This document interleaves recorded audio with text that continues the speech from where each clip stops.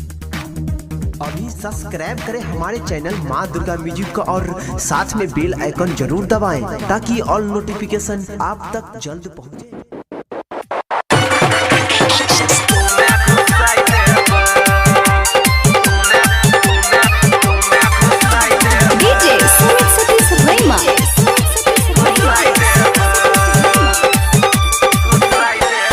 छौरी नाचे छक्का महल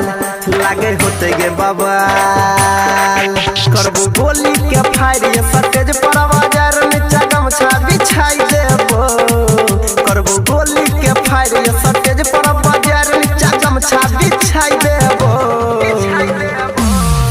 बारबो चोली पले जरा लाइट नमरिया मुंह में घुसाई देबो बारबो चोली पले जरा लाइट नमरिया मुंह में घुसाई देबो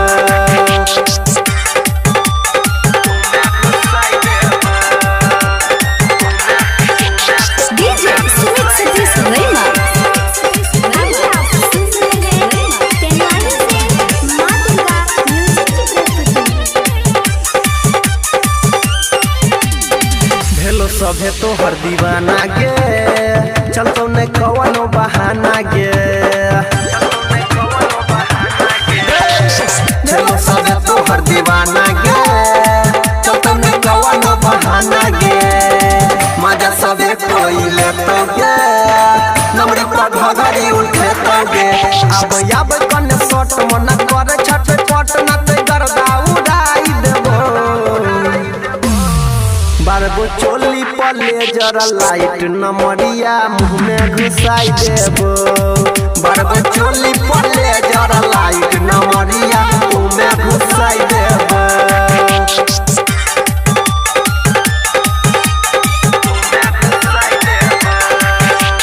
डीजे सुमित सतीश रैमा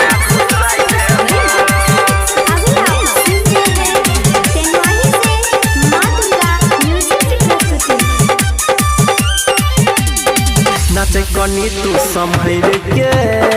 छोरा सब जइतो चहर गे नाचे कनी तू संभर के छोरा सब जइतो चहर के चलो जे छोटे का सामान के ये तो सभे ताना महिरे गे हट कनी दूर मजा देबो भरपूर अनिल अंकित के संगे भेजाई देबो बारबो चोली पले जरा लाइट नमरिया मुंह में घुसाई देबो बारबो चोली पले जरा लाइट नमरिया मुंह में घुसाई देबो करबो गोली के फायर ये सटेज पर बाजार में गमछा बिछाई देबो करबो गोली के फायर ये सटेज पर बाजार में गमछा बिछाई देबो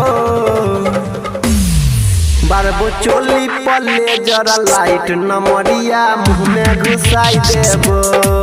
बारबो चोली पले जरा